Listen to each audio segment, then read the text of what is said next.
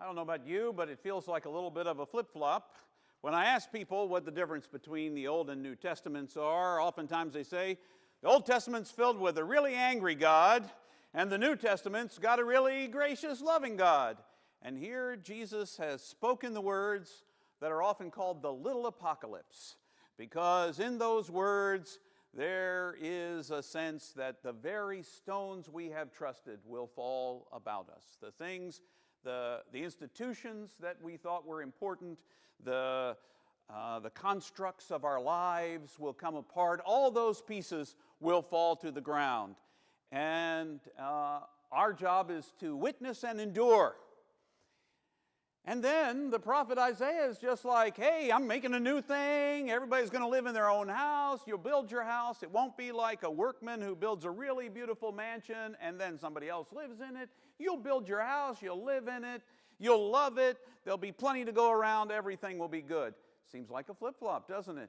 Except that if you read carefully both the Old and New Testament, I encourage you to, not before next Sunday. Lot to read.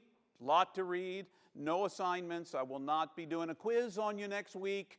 Did you read the entire book? 66 books is a lot to read. If you throw in the Apocrypha, oh my gosh, I might not see you until you finish reading it. The long and short is, both of these pieces were prescribed readings for today. And I wondered why they went together. Because either one of them, if I'm being honest with you, either one of these passages, there was plenty of fodder for me to preach. There's probably 4 or 5 sermons in here. Fortunately for you, I'm going to try not to preach all 4 or 5 while you're sitting here this morning, because that would be a lot. So I thought I would lift up some key pieces of both passages. And in a kind of reversal, I'm going to sort of start in the gospel and move back to Isaiah's promise. Jesus is standing with his disciples, and they're in front of the temple. I don't know how much you know about the temple in Jerusalem. This was the second building of the temple. This is the second temple.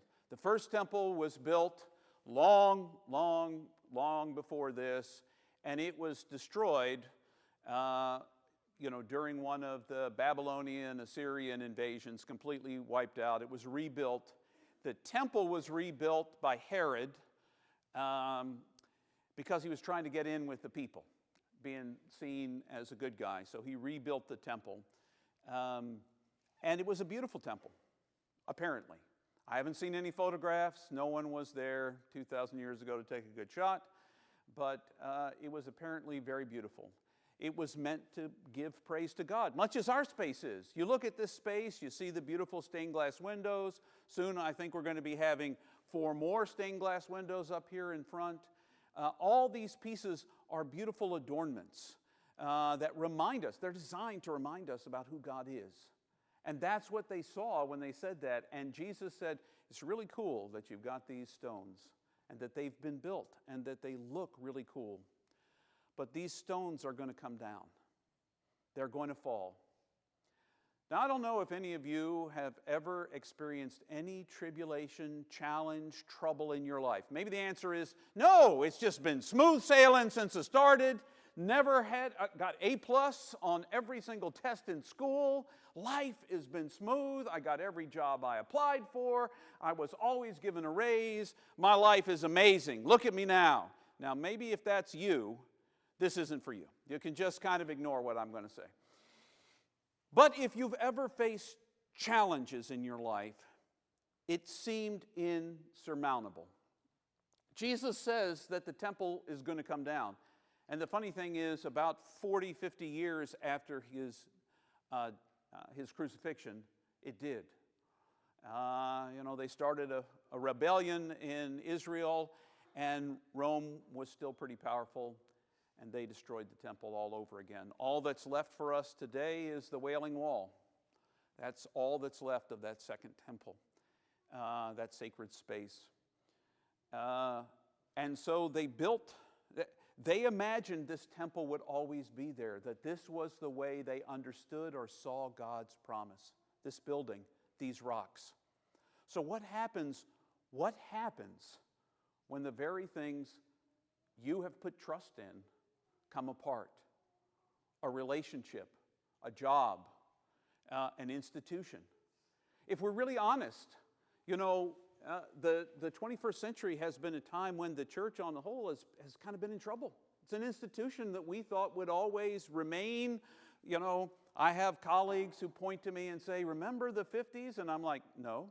I wasn't there, but, it was one of those times when, to quote Field of Dreams, if you build it, they will come. All you had to do was build a nice church in the middle of a community, and people would flock to it. And today, I think, the church gets a bad rap. And a lot of that bad rap comes because we have forgotten to live out our mission in the world. We have thought our mission was to point to all the bad people and decide who they were. And almost always, they weren't us. Those are the bad guys and gals. Look at us. We're the good guys. We're still here. We're the faithful ones. We're on top of the game. And if you hear enough of that kind of bait and switch, at the last church I served, St. James, not named for me, I had a person who came to church after having watched us online for 6 weeks. 6 months. She watched us online for 6 months, and she said to me, James, I just was waiting for the other shoe to drop. I've been to too many churches where I signed up and thought I was getting in with people who were going to teach me how to love better, and somewhere in the middle of it all, they decided to give me a list of people I was supposed to hate. And it could have been people who were different politically, people who were different sexually or by sexual orientation. They had a list. They had a list of people I was supposed to hate. And I'm not looking for another one of those churches. I don't need one of those churches. I need a church that's going to show me how to love people. And I watched for 6 months, waiting for the other shoe to drop, and it didn't, so I'm going to try you in person. That, I think, is the attitude of a lot of folks in the world. Because what they hear is about all the people we hate and all the people we disdain. And then they see churches taking sides politically, as if you could. I don't care who you vote for. I just need to tell you that right now. I don't care who you vote for. I have my opinions about it, and you do too. But we can still love each other. We can still build bridges. We can still build hope.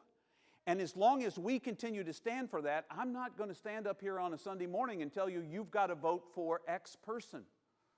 Even if that's the person I'm voting for and thinks the right choice for us as a country or as a state or as a city, I'm not telling you that. Because as ordained as I am, and as called as I am to do the work that I do in this, and some of you may think even to speak on God's behalf, and I try my best. But it's on God's behalf, channeled by a lifetime of experience and study of the Scripture, and I do my best. That's all I've got. You can't expect that what comes from my mouth is exactly the Word of God as translated directly by these lips. So I'm not going to pretend to pronounce to you what is exactly right and what's exactly wrong. I've told you before, even the Bible is less concerned sometimes about right and wrong than it is about ripe and unripe. The root of the word good is ripe, and the root of the word evil is unripe. Some things are overripe and rotten, and some things are not yet ripe and not worthy of eating. It's not my job to tell you those kinds of things. But there are churches who will tell you that's their job. There's only one chosen person you can vote for. And that's not our work. That's not our work. Our work is to love.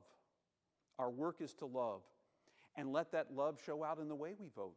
Let that love show out in the way that we care for our neighbors, all of our neighbors, everyone, whether they look like us, seem like us, or are not at all like us. Those who worship like us, and those that don't. And if the church had remembered that, then I'm not sure the institution would be in as much trouble as it is today. The institution, now Doolin, you all aren't in trouble. I'm not pointing any fingers, no trouble. As far as I know, you're not in trouble. If you're in trouble, it's usually on your own behalf, not my doing. But the mission of the church is something we've forgotten. And we let ourselves be drawn to nationalism or other kinds of things, and that ends up leading us down the wrong path. Following Christ invites us to love people who we can't stand the opinions of. That's the hard part of this work. And that's why the stones probably appear to be coming apart in all sorts of institutions. Now here, they're like, oh my gosh, I came here for a word of hope.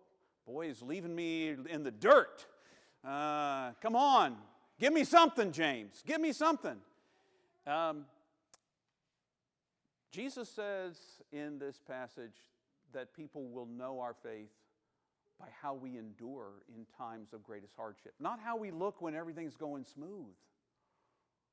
What are we going to do when the things that we thought gave meaning to our lives come apart? That relationship, that job, the very institutions, what are we going to do? Are we going to fall apart, or are we going to try to be faithful? Because here's where Isaiah comes in. If we're going to believe the text of Isaiah, God is creating now. It didn't stop in chapter 1 of Genesis. In the beginning, God began creating the heavens and the earth is the best translation of, Bereshit, bara, Elohim.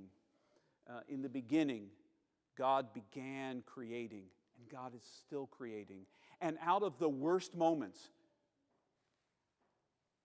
and I never imagined a world that would be in the place that it's in right now. Never imagined in my lifetime a world like it's in the situation. But God is still creating. What is God calling each of us to midwife into this world? What is God birthing through you? I can't be responsible for what somebody else is birthing, but what is God trying to birth through you? What is God trying to change through you? When things fall apart, we are called to remain and endure and witness to the love of God no matter what. Whether we agree with the world falling apart and we're cheering at the side like Nero as the world burned down, as Rome burned down, or if we are instead trying to hold it together. Like there are lots of stories of people who are trying to hold it together rather than let it collapse. The funny thing is, I was sitting and journaling yesterday, and the image that came to me of, putting and investing yourself in a weird place was something you're going to see on television coming up sometime soon. The Grinch Who Stole Christmas.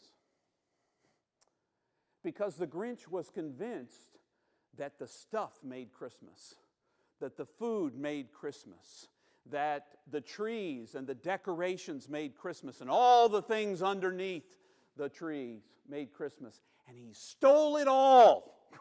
And he went up to hear all the boo-hoos above the city. And what happened?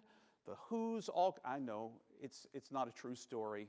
I don't want to break anything with you. This is Dr. Seuss, who's lost some popularity for a variety of reasons. But in any case, Dr. Seuss and the who's all come out and they start singing. Now it's a nonsensical song, Da Who Dore. I mean, welcome Christmas, Christmas Day. But the truth is, the Grinch was convinced that Christmas was about what were just the accoutrements. I grew up in a time when I thought, the sanctuary was what worship was what God was all about. That the sacred space was when I came into this room. And the sacred space is everywhere. And the opportunity to serve God is everywhere. And even if this building comes down, God forbid, I'm not inviting. James, why would you even say that? But even if it came down, what would make us a church is you, and you, and you, and you. I'm not forgetting you. What makes us a church is what we will do when things come apart. So even as the world might fall apart around us, can we bind ourselves together by the love of God? Can we live out that love, as hard as it is, with people who make us mad? I'm not saying we can't have a witness that stands in opposition to what we see happening in the world. I think that's the best. The best condemnation of the bad is the practice of the better. We need to practice better, love better, live better, because God is creating a new thing. The promise of Isaiah is still true, and it's being created in you. It's a time of fear and of coming apart.